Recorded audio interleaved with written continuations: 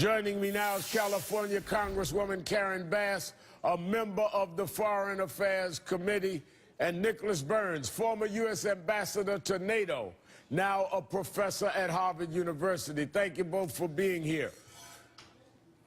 Thank you, Rev. Ambassador Burns, let me go to you first. How significant was the president's action today? Well, I agree with you, Reverend Sharpton. Historic decision today. We have not had a normal relationship with Cuba for half a century. I think the president was very smart and sensible to do what he did. We tried estrangement and isolation. We thought by isolating Cuba we could bring down the communist regime. It did not work. And now to try diplomacy, to have a fully fledged American ambassador in Havana, to be inside the country, we'll be smarter about what's happening there. And our ambassador in Havana in the future will have a platform to argue for American beliefs, that the Castro regime has a poor human rights record, that it's opposed to freedom for the Cuban people, and we ought to be pushing that view from inside Cuba, not from outside. So I applaud the president. It's a courageous move. You've seen the pushback from a number of his critics, especially in the Republican Party. I think the president can handle that criticism, but a very important, courageous decision by President Obama. Congresswoman, you recently traveled to Havana as part of a delegation. How important are the president's actions? Well, let me just give you the very specific example. You're right. Representative Barbara Lee and Diane DeGette led a delegation. I just came back yesterday, and we were there because in Cuba they have discovered a medication that reduces by 70% the need to have amputations in diabetic patients. Now, you know how bad diabetes is in the United States. So because of the embargo, we've not been able to have that medication available in the United States. Now, given what the president did today, it is my hope that we can immediately have clinical trials, and if this medicine proves to be as valuable in the United States as it is in Cuba, that we can reduce amputations in the United States. That is just one example of how both of our peoples are hurt by this policy. So I'm very glad to see a change after 50 long years. Ambassador, let me go to the diplomatic side of this. 18 months of secret negotiations, Pope Francis involved.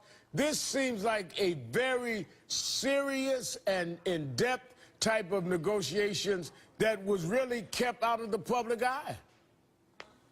Which is quite extraordinary these days, to be able to have that degree of secrecy.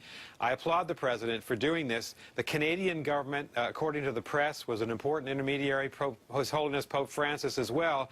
So obviously this was a very intricate set of discussions, lots of moving parts.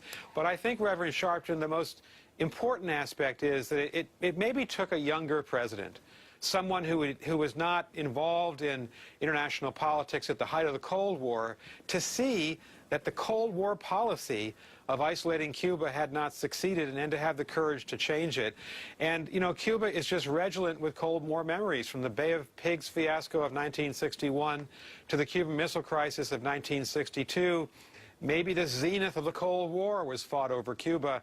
So we're a long time past that, and I think this does give the United States an opportunity to reassert our leadership in the Western Hemisphere on a more self-confident basis.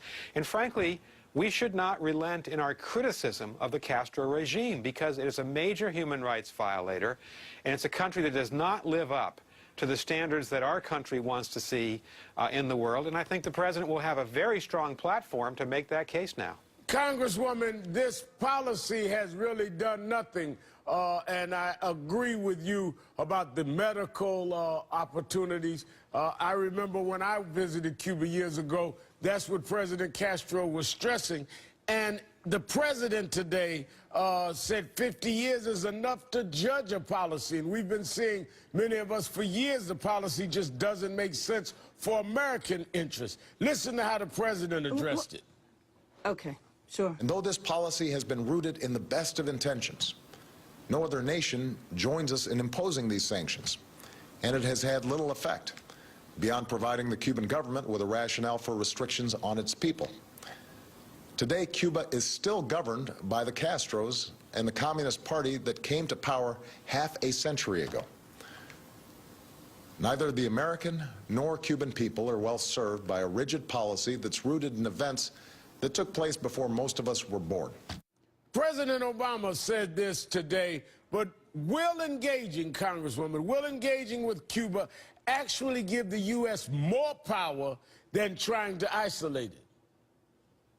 Well, I absolutely think that it will, but you know, it's also freedom for people here too, because why is it that Cuba was the only country on the planet where we had restrictions like this? We should have the freedom to go anywhere in the world that we want to. We should also have the freedom to bring back things from the country. I mean, for example, you can't even bring rum back or cigars. I mean, you know, we have a lot of restrictions that I believe it's time to be lifted. Again, this is the only place in the world. And Rev, I think that you probably know that right now today there's over 100 medical students from the United States, young people who frankly couldn't afford the tuition of college in the United States. They're going to medical school for free in Cuba, and their only obligation is to come back here and provide health care in underserved communities. We met with several of them. We had dinner with them on Saturday night. And so this is something that the U.S. population needs to understand and know about. I do understand, though, my colleagues in Congress, both Democrats and Republicans, who are Cuban, who have a very personal reason for their opinions, but I just don't feel that our foreign policy should be guided by that. 50 years is long enough. But some that have that opinion, it really is, Ambassador, a relic of the Cold War. And the American public has moved on this. A poll of normalizing U.S. relations with Cuba shows 56% of Americans favor such a move. 35% oppose. It's a policy whose time seems to have come with Americans moving beyond a relic of the Cold War. How do you explain this, Ambassador? Well, I think most people in our country understand that we're almost always better off engaging diplomatically than just by trying to put some other group of people in a deep freeze and say we won't talk to them. We should have enough self-confidence in our power and our beliefs in who we are to know that when we sit down with this government in Havana, we're not conferring legitimacy on them. We're not saying we approve of their authoritarian policies. In fact, we're just saying we want to engage, as the Congresswoman has been saying, with the people of that country. We want Americans to be able to have a normal association with the Cuban people. They're very close to our shores. They're part of our hemisphere. This does correct, I think, a mistake from the Cold War. We held on too long, and I really applaud President Obama for his farsightedness in taking this decision today. Well, finally, President Obama is correcting this mistake. Congresswoman Karen Bass and Ambassador Nicholas Burns, thank you both for being here.